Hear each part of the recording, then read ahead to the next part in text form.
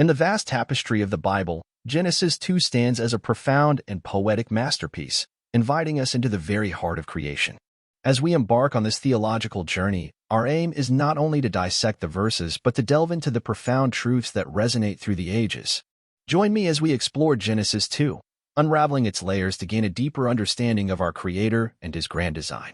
Verse 1. Thus the heavens and the earth were completed in all their vast array. The opening verse serves as a bridge between the initial account of creation in Genesis 1 and the more focused narrative that unfolds in Genesis 2. It echoes the completion of God's creative work, emphasizing the meticulous perfection of His design.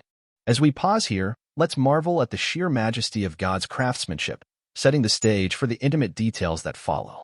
Verse 2. By the seventh day God had finished the work He had been doing, so on the seventh day He rested from all His work. God's rest on the seventh day isn't indicative of weariness but signifies the completion and perfection of His creative acts. The Sabbath introduces a rhythm to time, a divine cadence inviting humanity to participate in the rest woven into the very fabric of creation. As we ponder this, consider how God's rest extends an invitation for us to find rest in Him. Verse 3. Then God blessed the seventh day and made it holy because on it He rested from all the work of creating that He had done. God's act of blessing and sanctifying the Sabbath adds a layer of sacredness to time itself. The Creator invites His creation to partake in this sanctified rest, establishing a rhythm of work and rejuvenation. In our fast-paced world, the concept of a sacred pause is a timeless truth waiting to be rediscovered. Verse 4. This is the account of the heavens and the earth when they were created, when the Lord God made the earth and the heavens. The transition to a new narrative signifies a zooming in, providing a more detailed exploration of God's creative acts, particularly the formation of humanity. The use of the divine name, Lord God, Yahweh Elohim, emphasizes the personal, covenantal nature of the Creator. Verse 5-6. Now no shrub had yet appeared on the earth, and no plant had yet sprung up, for the Lord God had not sent rain on the earth, and there was no one to work the ground, but streams came up from the earth and watered the whole surface of the ground.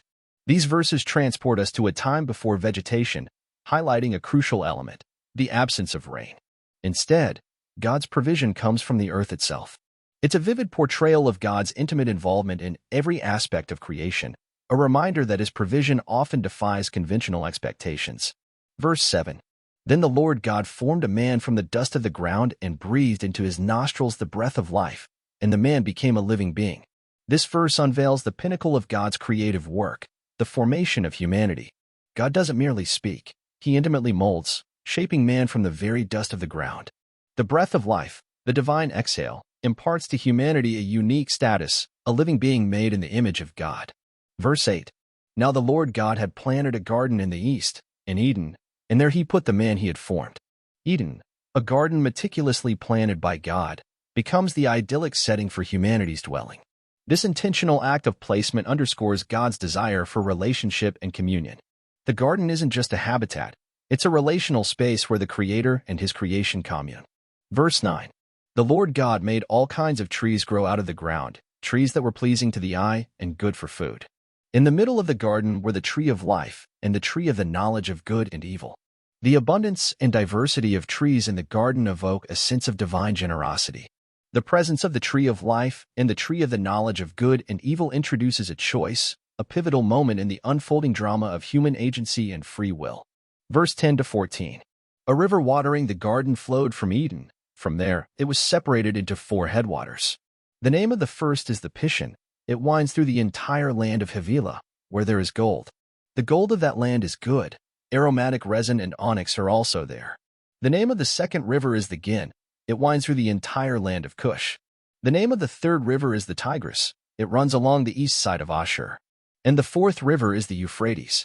The rivers flowing from Eden paint a portrait of abundance and fertility. The mention of precious materials like gold, aromatic resin, and onyx adds an element of richness, accentuating the divine extravagance woven into the fabric of creation. Verse 15. The Lord God took the man and put him in the Garden of Eden to work it and take care of it. Contrary to a common misconception, work predates the fall. The call to work the garden is an invitation to participate in God's creative order. It reflects a partnership between the Creator and His creation, where humanity is entrusted with the stewardship of the earth. Verse 16 and 17. And the Lord God commanded the man, You are free to eat from any tree in the garden, but you must not eat from the tree of the knowledge of good and evil, for when you eat from it you will certainly die. God, in his benevolence, establishes boundaries. The command regarding the tree of the knowledge of good and evil is not an arbitrary rule but an expression of divine wisdom. It introduces the concept of choice and consequence, emphasizing the relational aspect of obedience. Verse 18.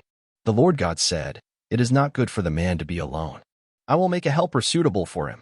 The divine observation that it is not good introduces the first instance of something lacking in creation. God's decision to create a helper for Adam underscores the communal nature of humanity. The term helper, ezer, doesn't imply subordination but signifies a vital and complementary role. Verse 19 to 20. Now the Lord God had formed out of the ground all the wild animals and all the birds in the sky. He brought them to the man to see what he would name them, and whatever the man called each living creature, that was its name. So the man gave names to all the livestock, the birds in the sky, and all the wild animals. God's creative collaboration with Adam extends to naming the animals.